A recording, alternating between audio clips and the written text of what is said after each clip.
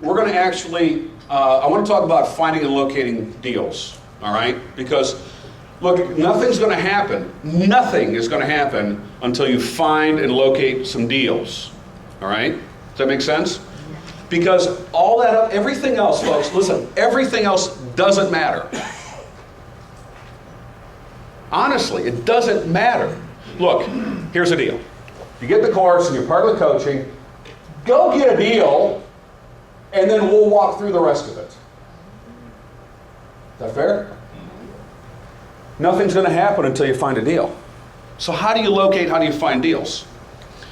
Well, one of the things is, the key is to find motivated sellers.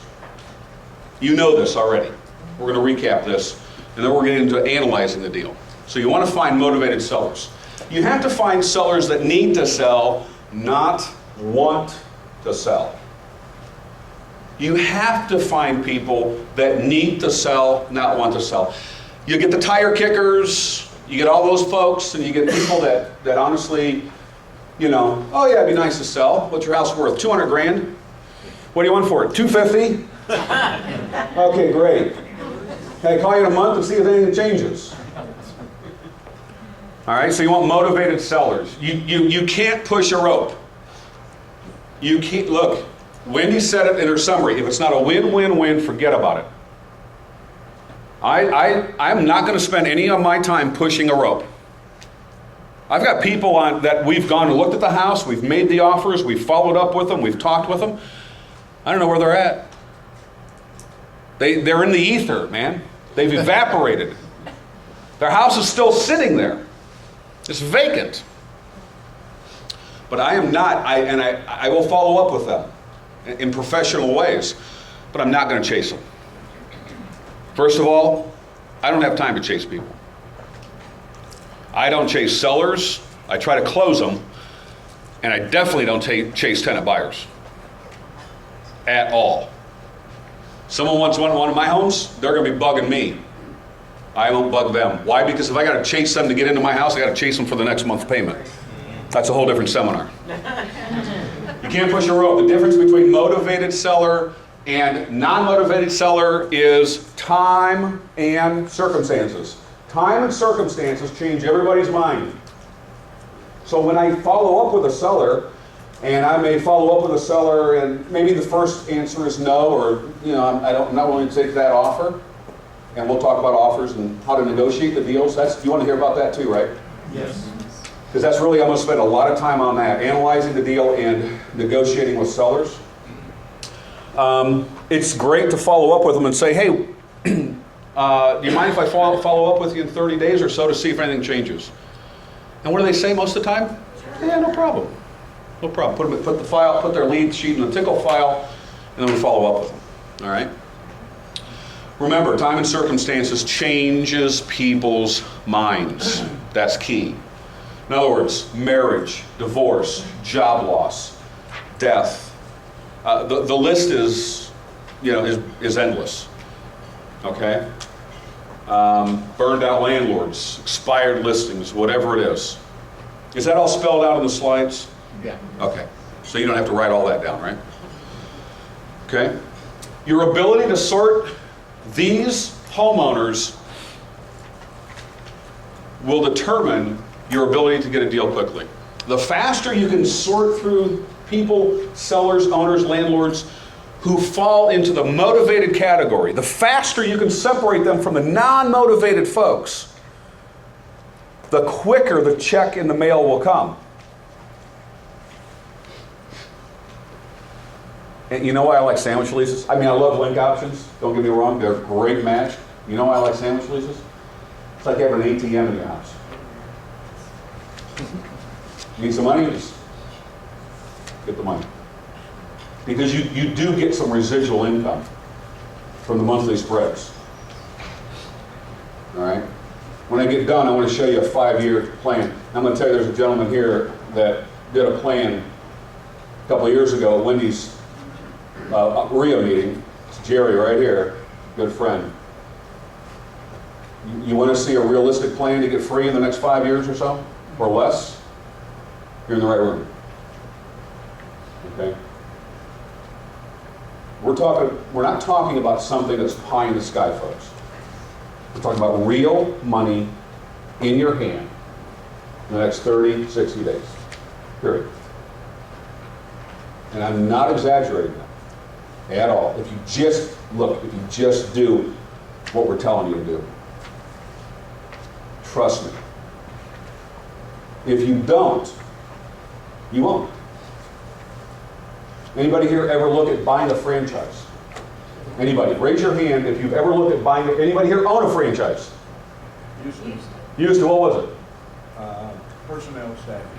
Okay, and it was a franchise. Right. Did you do it your way or their way? Theirs.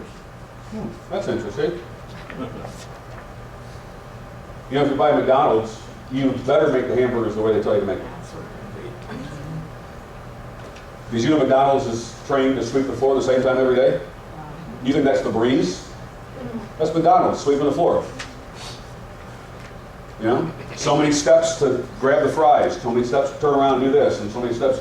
I'm telling you, it's at Hamburg University in Illinois. And guess what? You pay millions of dollars for that. Here, you can spend a few days, you spend a little bit of money, and you can go out and make a whole lot more money a whole lot quicker than buying a McDonald's franchise. Per time. So why would you not want to do it this way? Okay? Does that make sense? So the faster you can sort these people out, the quicker you will have a deal. So how do I find motivated sellers? That's the question du jour, which, for those of you that don't know, that's the question of the day. All right. They're not laughing. Michael, lock the door. We're going to be here all night. Okay, there are two ways to find people who are interested in selling their home. Two ways. The first way is you contact them, or guess what? They contact you. Pretty profound. I know. Now, which is better? This is what I want to talk about. Which is better? This is a key. This is a nugget. Some of you know where this is going. Let's talk about the pros and cons of you contacting them versus them contacting you. The key to find motivated sellers, the first basic principle is getting the seller to contact you is the best method. I can assure you of that. It is the best method. Okay? In fact, here's a quote. A truly motivated seller is the key to a good deal. The more motivated the seller, think about these words, the better the deal. The more motivated the seller, the better the deal. Okay? You'll find very quickly you'll be able to buy a lot more houses at much better prices. I want those words to sink in. Why? You'll also get the terms you want when the seller contacts you first. Did you catch that? You will be able to buy the property on terms that you want when the seller contacts you. Especially in some of today's really hot real estate markets, you'll want to target the kind of sellers who truly need to sell as opposed to those who just want to sell. Kathy Kennebrook said that. Who is she? Kathy Kennebrook? She is a master at direct mail. Wendy's had her in. I've seen her several times. And she's coming again? When? Today. Today. Is she? She's coming today. I didn't know that. She's coming today. She's the direct mail expert. I read that in one of her ebooks. And I've seen her a couple times. Okay? So, the first basic principle is this. Getting the seller to contact you is the best method. They're typically more motivated. Does that make sense? I mean, that's kind of pretty common sense. When a seller contacts me or my assistant because they need to sell the property, not want to sell it, typically we have a better chance of making that deal happen. Okay? We have a much better chance of making that deal happen. They're more motivated. They're in a situation they're trying to get out of. They need you, you don't need them, and your posture is important. We'll talk about that in negotiating the deal. Okay, posture is important. Use posture phrases. Here's what I do. I'm talking to a seller, the seller calls us, maybe I get the lead sheet from my assistant, we'll talk about how that all works. I look at the numbers, I make a determination it's worth my while to call this individual. I call this individual and I begin speaking with him or her, the homeowner, and as I'm ascertaining certain bits of information, I come to realize that they need me, I don't need them, and I will use phrases like this. Andrea, can I pick on you for a moment? Yes. You got a nice smile, so I'm just going to pick on you. Andrea, if your house qualifies, I think we might be able to get this wrapped up in the next few days. Why would I say if your house qualifies? We'll talk about that in negotiations. Why? I want them to understand that I don't need them. That gives me the posture to be able to close that deal a little bit easier. And I don't want to come across as if I'm chasing them. Very important. Posture is extremely important when it comes to negotiating. Okay? Be positive, upbeat, easy to understand, pleasant to talk to. Okay? You want good communication. If you don't have good communication skills, you want to develop good communication skills. You don't want to sound like a box of rocks on the phone. Or that you have a mouthful of box of rocks. Be clear, be concise. My assistant Amber, she's going to be at the next boot camp up in Detroit area. Well, is that August or September? Do we know yet in Detroit? Next boot camp. So she'll tell you, if you're on our coaching calls, she gets on the coaching calls too, because sometimes people ask her questions. And she will say, if I meet an owner at the house, and I'm talking to the owner, we'll talk about this in negotiations, but if I'm talking to the owner, I will stand there, and I'm calm and cool and collected. I'm like a duck on water, man. On the surface, I'm just gliding along. Underneath, I'm paddling like crazy. You know what I'm saying? And she says, it always bothers me. I don't know why she says this, but it's just her. It always bothers me that you just look at them dead in the eyes when you're talking to them. That's right. Why would I be looking at the ceiling or the floor of my shoes? I want them to know, first of all, that I'm a credible individual. So these are all part of the communication skills that you have to have. You want to look at people in the eye when you talk to them. Why? Because that instills trust. And I'm not trying to pull anything over on them, but you have to have confidence. That's all part of it. Okay, so posture is very important. You've got the solution with them. Don't plead with them. Don't chase them. Okay? At all. And don't be defensive. Many times, folks, believe me, there are many times where I'll say, you know what? Sam, can I call you Sam? Or is it Samuel? Okay.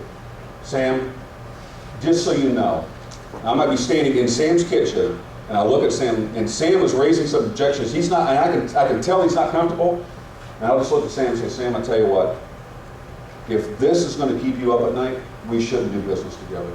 Is that fair? Sure. So if it's not win for him, it ain't going to be win for me. We'll talk about some of that. So, getting deals by contacting sellers. How many here do not have Wendy's course? Raise your hand. How many do not have Wendy's course? Huh? Yeah. If you don't have it, I'm going to tell you right now, it's the best.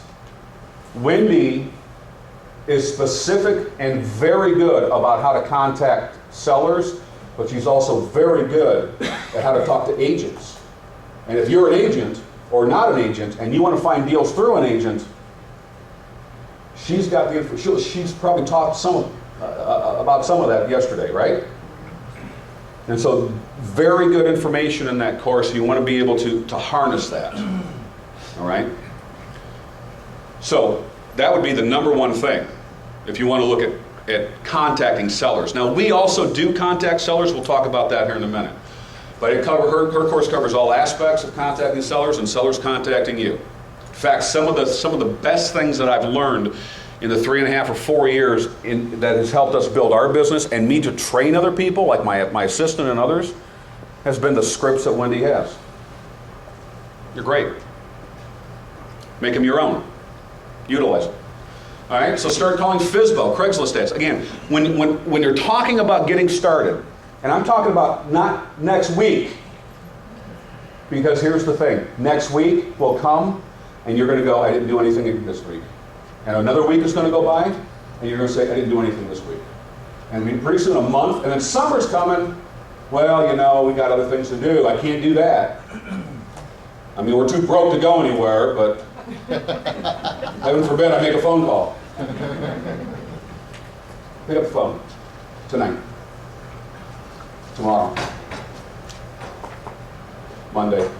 The next 90 days, talk to ones. I don't care the quality of where you got the lead. It doesn't matter the quality.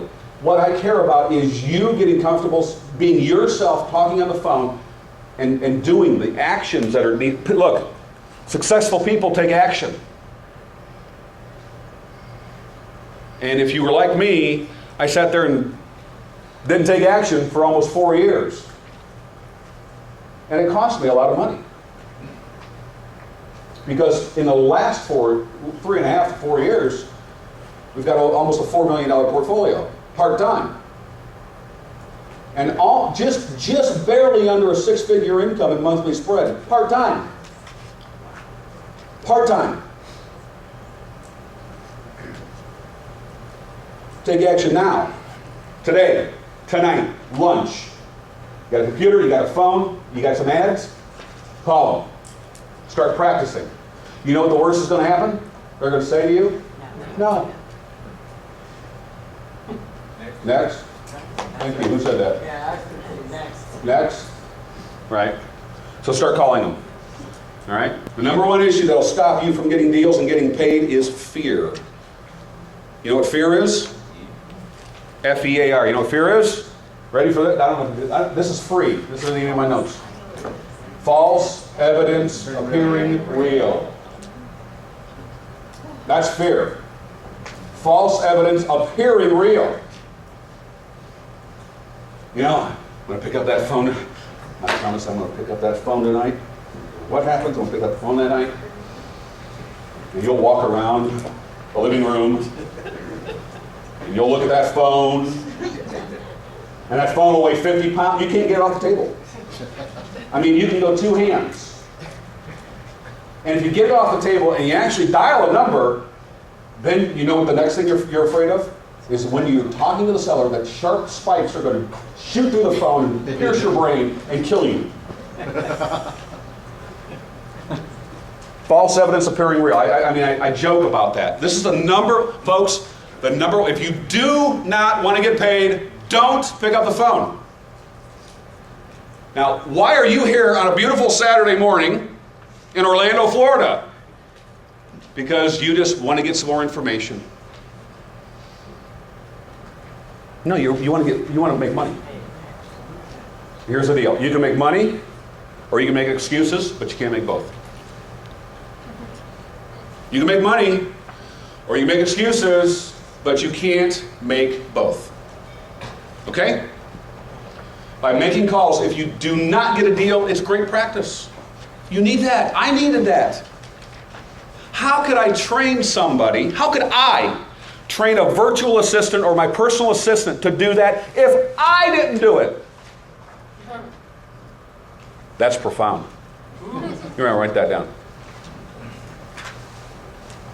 I had to be able to do it. I had to be able to explain to them. Look, here's what I want you to say. Here's how you say it. And when they say this, I want you to say that. Yeah, I can have the scripts all typed out and I can have all that, but I have to be able to give them the confidence to understand what's going to happen on the other end. Right? Do it. Do it yourself so that you understand the process. And you get Let me ask you a question.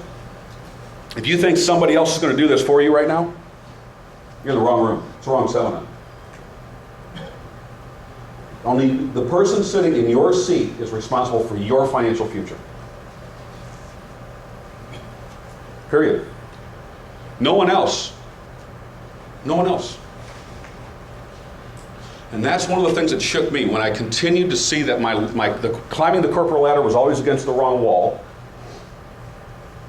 That's what kind of rattled my cage, prior to my accepting the call to ministry. I realized this ain't working. This whole JOB thing is for the BIRDSs. Oh, that's birds.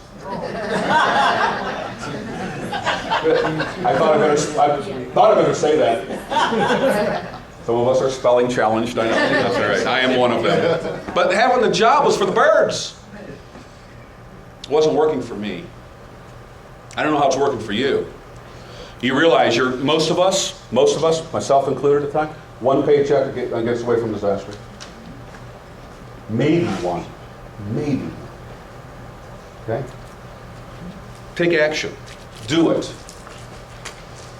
So, you have to have at least 3 methods of advertising in order to have motivated sellers contacting you.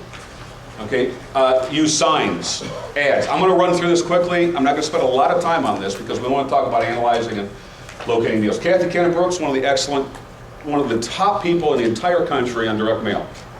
Okay? She's going to be here. Yellow letter campaign. You heard of that? All right, I got an asterisk by that because we're going to talk about that. Postcards, business cards, websites, radio ads, word of mouth. Word of mouth will take place after you do some deals, and the people that you've helped get out of their situation actually recommend you to their friends because they had such a great experience with you that they're going to recommend you to somebody else. In fact, I can tell you 3 out of the last 8 deals that we've had are referrals. 3 out of the last 8 deals that we've had are referrals. That's just within the past 6 weeks. Okay, so that will happen if you do this other stuff. If you make the phone calls, if you get some deals under your belt, you'll build credibility, you'll be more confident, you'll be able to tell people what you can and can't do, and then in that process, people are going to recommend you. Okay? So, you can use signs. These are bandit signs. I use bandit signs. We just have a whole new batch of bandit signs in now. Anybody from up north where it's cold? I believe like all of us. Ohio. Minnesota. Oh, Minnesota. Oh, I bow at your feet. I mean, Central Michigan was bad enough. We got up last week. It was 16 below, and the only forecast is 0. 16 below. Okay, so the reason why I mentioned that is we haven't put those signs out yet. Because I'm not going out there until it warms up a little bit. All right? And the snow is like this around the telephone poles. But we have 100 brand new signs. I don't think I have a picture of them, but I can find a picture of them and show them to you. They are signs that are specifically, actually Keith and Shannon have pictures of them because that's where I got the idea from. Imagine that. See how that works? You listen, you learn, you repeat the process. And then you have mailbox money. Anyway, that new bandit sign is targeted to drive sellers into our squeeze page. But I haven't put them out yet. We're going to probably put them out here in the next couple of weeks. But these kind of signs, put them up, you will get some leads. I can tell you this, the majority of my leads don't come from signs. But if you put 100 signs out and you get 3 deals, is it worth it? Yes. Absolutely. Yes, Jerry? I've always had a problem with people talking about sell your house, any condition, whatever, within 4 days, whatever. And the sign up there, sell your house in 48 hours or less.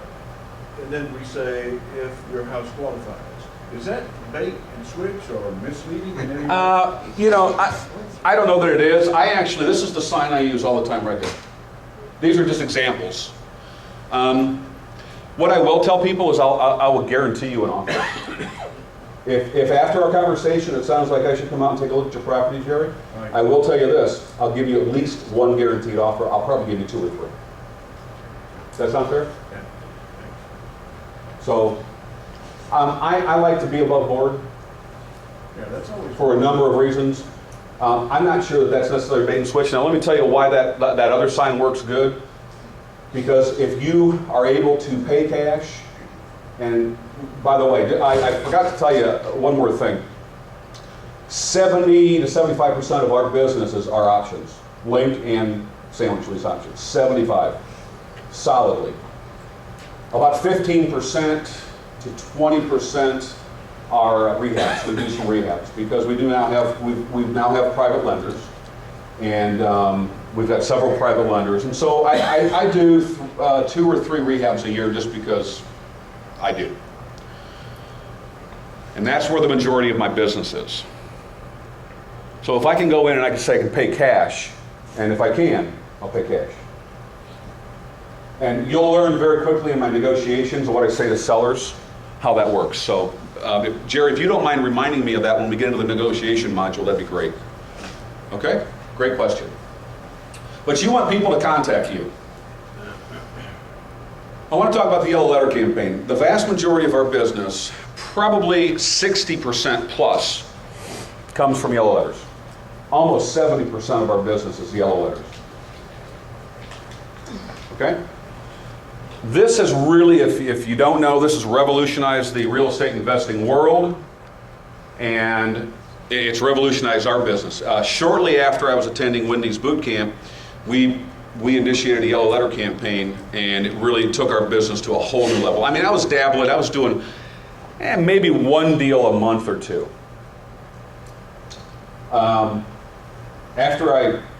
Right before Wendy's boot camp, I trained my assistant. We incorporated some things that Wendy taught at that first boot camp I was at 3.5, going on 4 years ago now. We got back, we did 6 deals in 6 weeks. Part-time. And then, by the way, those were all sandwich lease options. I wasn't doing link options at the time. Okay? So what do you need? You need a mailing list. You have to have a mailing list. I use Cole Lists, COLELISTS, ColeList.com, Cole List, COLE. If you do mention boot camp coaching with Jim, you will get 25% off. Let me tell you what you get. I don't have any information on it, but we just did a webinar with Cole. I can email it to any of you that are students. It's $39 a month, unlimited download mailing list. Unlimited, $39. Or a one-time fee for a year of $360 or something like that. Unlimited. Unlimited. And so when we do yellow letters, we send them out indiscriminately. I'm not targeting absentee owners. In fact, Cole List does not have their absentee owner section built in yet. It's something they've been working on. I send them out indiscriminately. We'll talk about that. You need some blank paper. You need some blank envelopes. I like the wedding size invitation envelopes. These are, I think they're A2s, if I remember correctly. A2s. Why? Because they stand a little taller than all the other bills and all the other mail. Okay? You or someone else has to write them.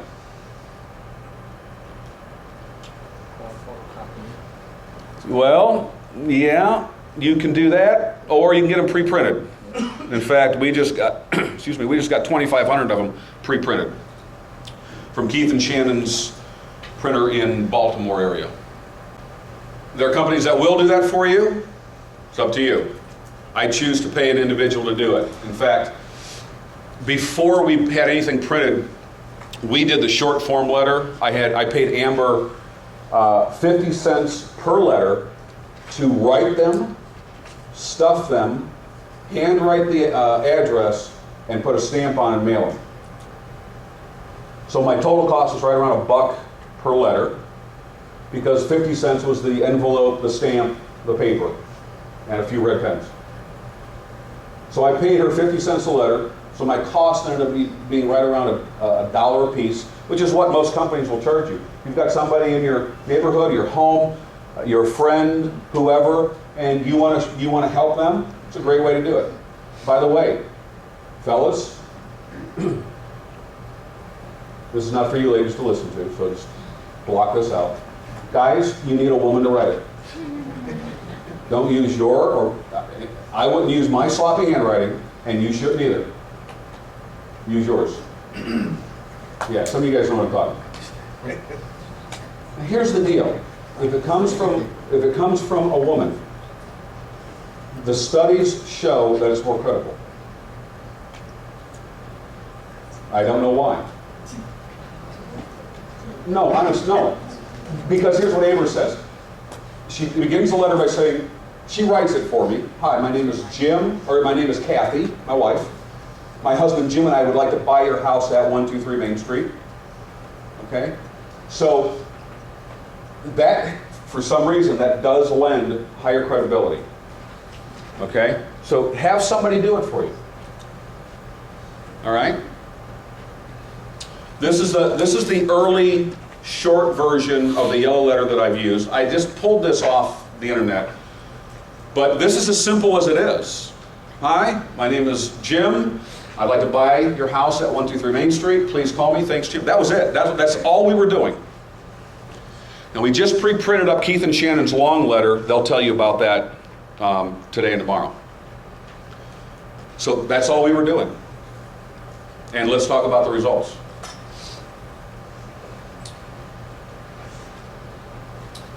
We had, on average, 1 in 4 return phone calls. 25% response rate. Do you understand? It's huge. Do you understand what direct mail usually yields? Yes. 1, maybe 2%. Maybe. 25% response rate. Okay. Now, some were angry. That's included in the 25%. Some were angry. I mean, psycho angry. I mean, I've already called the cops. They're coming to your door. How did you get my name and address? And I will very simply say, well, I'm very sorry, sir. I'm very sorry, ma'am, if this is taking you by surprise. We send these out indiscriminately to various neighborhoods because we do buy homes. I don't know if you want to sell or need to sell your home, but please, if you don't, just throw it away. Or better yet, if you know somebody that needs to sell it, give it to them. And they still go on. Some of them go on and on. And I just want you to be prepared. Jerry, you know this, right? I remember our conversation. Yeah. And I'm not exaggerating that. Have you ever closed any of those deals? Yeah, we've actually persuaded a couple of them. So, you be nice, you're not defensive, you're apologetic, you're professional. And then when they do say, well, how did you get my name and number? Well, let me ask you a question, Dominic, since you've got my letter. Dominic, do you ever get a retail magazine in the mail? Yes. What do you normally get? Men's Fitness. Men's Fitness, that's a magazine. Do you get any advertisement in the mail, catalogs? Does your wife get a Victoria's Secrets catalog? Do you get a fishing book? Anything like that? Yes.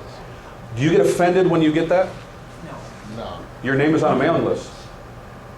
I can stop mailing you letters, Dominic, but your name is like on 10,000 lists. Maybe more. Probably more. So here's what my promise is to you. I will never contact you again. But if you know somebody that needs to sell their house, just pass the letter on to them. And we'll take you off our personal list. Is that fair, Dominic? Be nice. Be professional. Make sure you frame the issue properly. All right? That's what we do. Some are scared.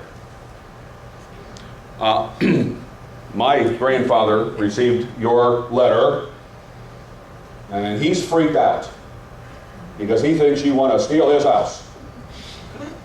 Oh, I'm sorry to hear that. Actually, we don't know your grandfather. We don't know the house. We just send these out indiscriminately on a mailing list because we do buy houses. And you're going to get some of that. Now, the curious ones, the scared ones, and the curious ones, we do convert some of them.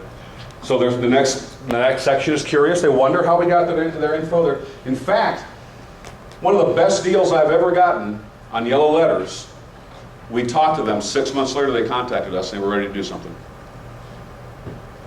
Okay, so if you handle that professionally, it's great. Now, we've had the police call. I've had the assistant district attorney call from our county. In fact, I almost bought his house. And,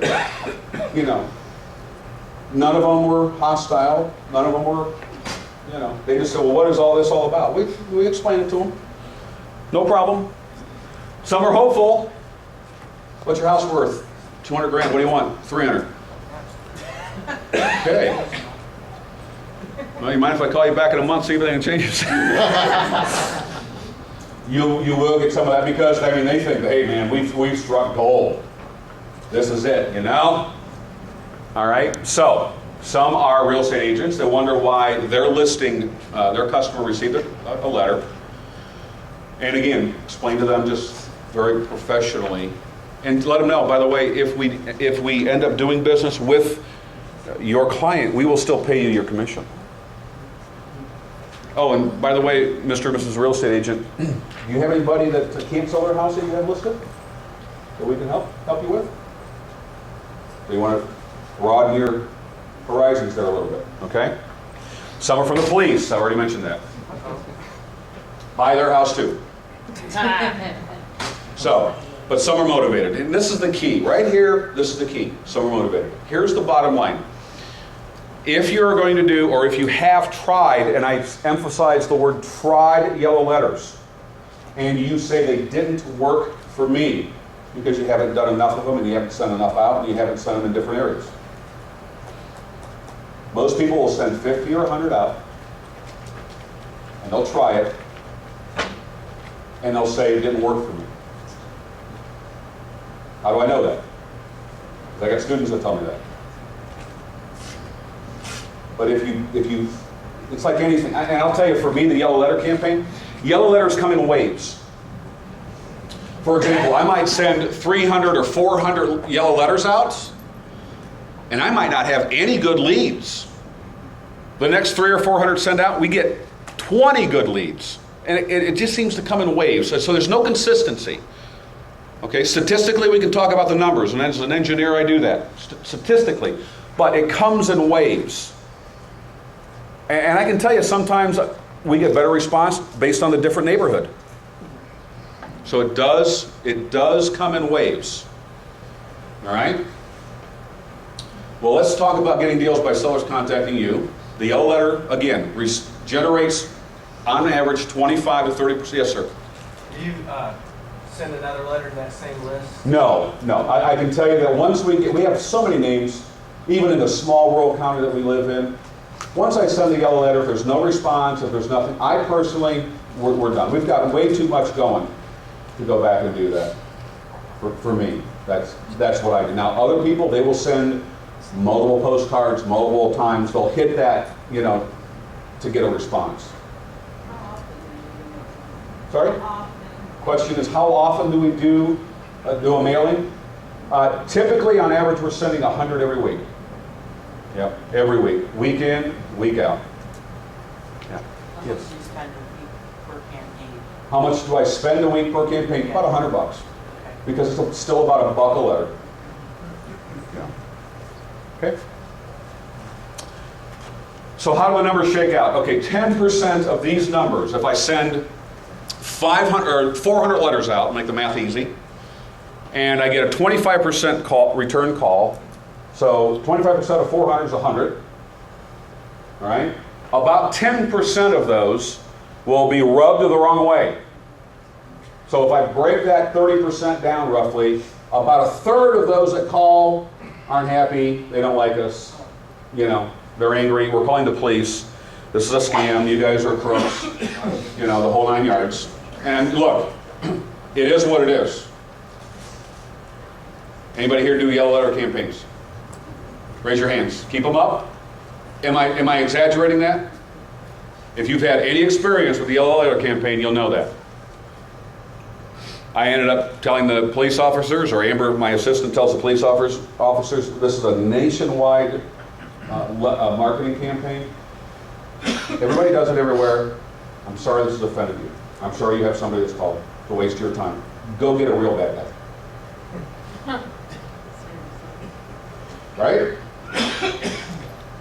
So about a third of the calls will be rubbed the wrong way. About a third will be curious. So who are you guys? Why did I get this letter? How did you get my name? Why are you calling? Why did you mail this to me? And we will convert a few of those. 10% will be suspects. These are the people that typically we focus on. So out of 100 letters, I will get on average 10 suspects. I can tell you for about every 100 letters that we send out, I typically get at least one deal for every 100 letters. Yeah, really. Which is where we buy 3 to 4 houses a month right now.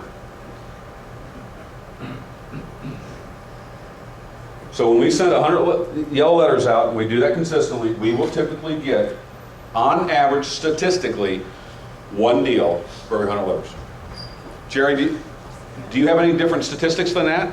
No, I mean, because I've had people ask me over the years, yellow letter works, and you've got to be consistent to never shut down the marketing campaign. Exactly what you're saying about it comes in waves. When you're starting out, you send out 500 letters. I've never done a yellow letter campaign and not bought houses. Never. It works. There you go. Sir. Yes, sir. In Orlando or Florida generally, the yellow letter was originally. Yeah. McNeil's. Yeah. Yeah. So when the foreclosure boom took place, every Tom, Dick, and Harry was using the yellow letter, Yeah. and including me. And we clearly noticed that at one time we were getting these percentages, then as everybody was sending the yellow letter, our percentages started to drop. We still got here. Right. Percentages definitely drop. That's why I like the newer yellow letter that Keith and Shannon use, which you'll see tomorrow. It's a full, long letter. And it's, the whole yellow letter is written out. Okay? You'll see that tomorrow. It's more, it's a little bit, you really do eliminate some of the nasty callers, the mean callers, the angry callers, the upset callers. And we're actually changing it up a little bit too, because we're refining some things. So, you may have to change. Here's the thing. When it comes to marketing, you better be doing something different than the rest of the pack. Right? Because if you look like everybody else, why are they going to call you? That's just marketing. You have to understand, you, in this business, you're in the business of marketing. Well, I really never wanted to sell anything. Do you realize you sell stuff all the time? You sell your friends on the best products you use already. You make recommendations to people. Oh, Elizabeth, I got this contractor, man. I tell you what, you said you need some work done? Oh yeah, you want to call Joe, man. Joe's the best. Here's his number. Look, you are always marketing whether you realize it or not. We are in the marketing business. We market. We are transactional engineers. We market. We market to sellers, we market to tenant buyers. Yes? As an agent, you have to disclose that you're an agent. Yeah, Elizabeth says, as an agent, you have to disclose that you're an agent. That's exactly right. I'm not an agent. So how would that affect the response? I don't think it affects it at all.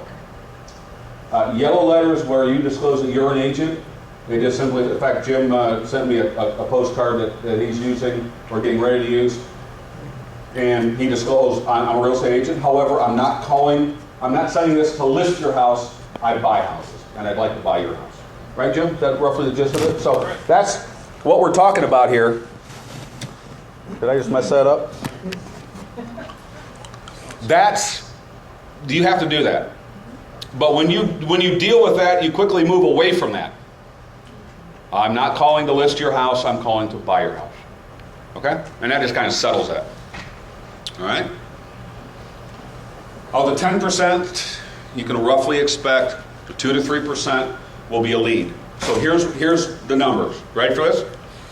If I get 2 to 3 leads, and I convert them from a suspect to a prospect for my business using yellow letters, out of those 2 to 3, I can expect to get one deal. Because of those 2 to 3 leads, folks, the numbers may not work out for me. Right? Understand, this is a numbers game. And you've got to force those numbers through your pipeline in order for the good stuff to come out the other end. And that's why Jerry said, and he pointed out too, and he reinforced that, because he's right. You have to be consistent. You've got to keep doing it day in and day out, week in and week out.